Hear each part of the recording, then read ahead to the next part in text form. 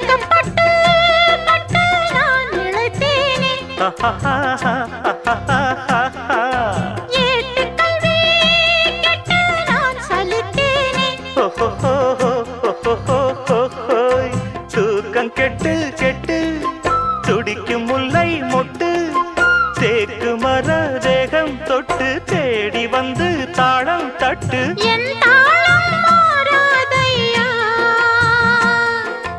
உண்ணாமல் உறங்காமல் உன்னால் தவிக்க சிந்தாமணியின் நெஞ்சுக்குள்ளே இன்னாருன்னு சொன்னால் புரியுமா? அது கொஞ்சி கொஞ்சி